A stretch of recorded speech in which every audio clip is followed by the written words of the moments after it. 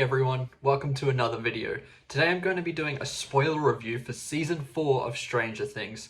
This review will be in two parts, as the season is in two parts, so look forward to the next part of my review when those last two episodes release on Netflix.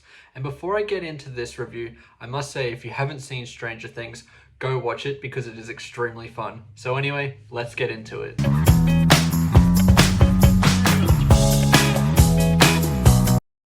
I personally have a really weird relationship with this show. I've really loved every single season, and at its best, I have truly thought that this might be the best Netflix show. Every time a season has released, I've pretty much binge watched the entire season in about 1 or 2 days because the show is just so fun. However, with all that being said, I honestly have a hard time remembering the events of the show. When the next season comes out, it takes me a while before I remember what happened again. I can't really understand why, maybe because I watch it so quickly, but all I remember a year later is that I had fun watching it and maybe the biggest thing that happened that season. Well, I guess I forgot to give you a donut. It really feels too early to tell with Season 4, but I feel this one might stick with me a little more. Each episode got stronger as it progressed, and it does a few things that make this feel different compared to the other seasons, which make this stand out a lot. Tonally, the main thing I remembered from Season 3 was just how much more vibrant it was in capturing that fun 80s aesthetic, and it pushed that further than the other two seasons did. Season 4 will be remembered for how much darker this felt, as it lent more into the all-out horror that could actually deeply affect the characters. That weight on Hawkins and the main cast of characters increased the stakes so much, and it made me really excited to see what happened next. There's a tension in each relationship now due to the events of Season 3, and it was nice to see each character slowly become who they once were again.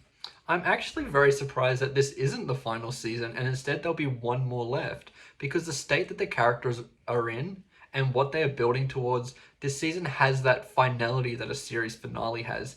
I say this because I don't really understand where they are going to go from here.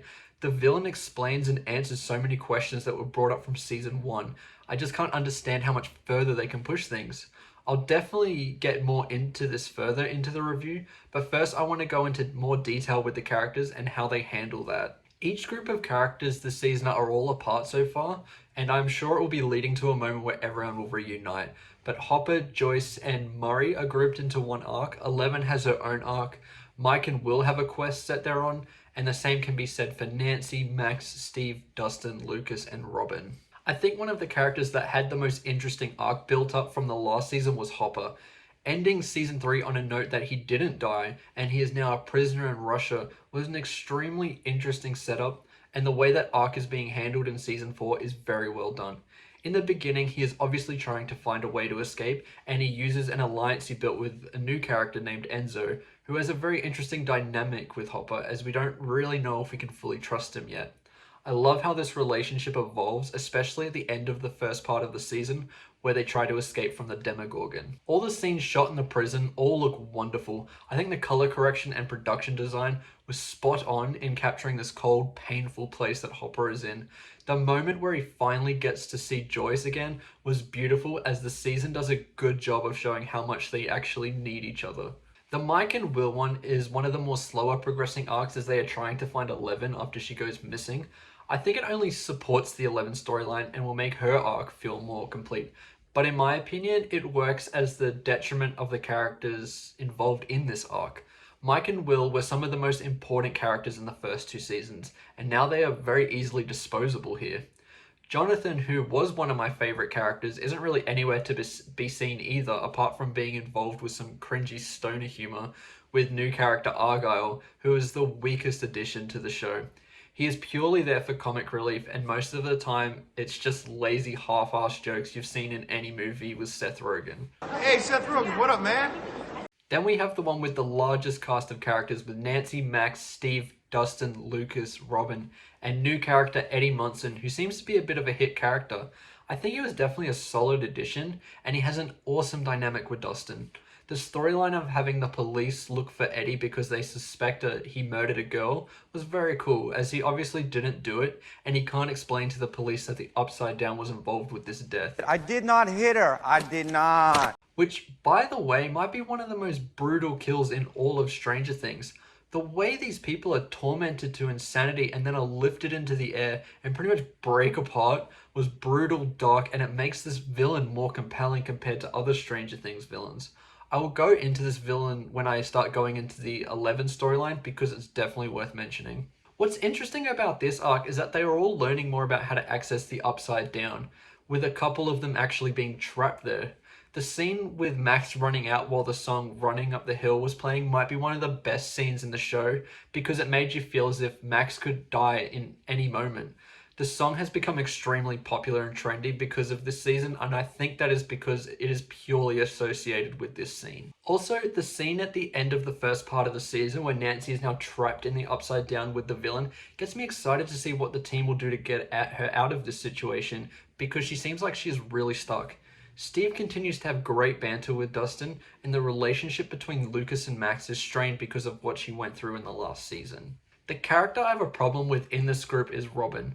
I honestly really liked her character in the last season, and in general, I think Maya Hawke is a pretty good actress, but in this season, I think her character has been written quite poorly.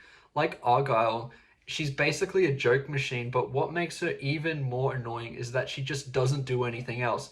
Every word she speaks without fail is either a quip or a joke most of the time, which is also quite unfunny and honestly just got a little annoying by the time episode 7 finished. Shut up. Now, by far the most interesting element to the season, in my opinion, is 11, and to be honest, her storylines have mostly been that through the entire show.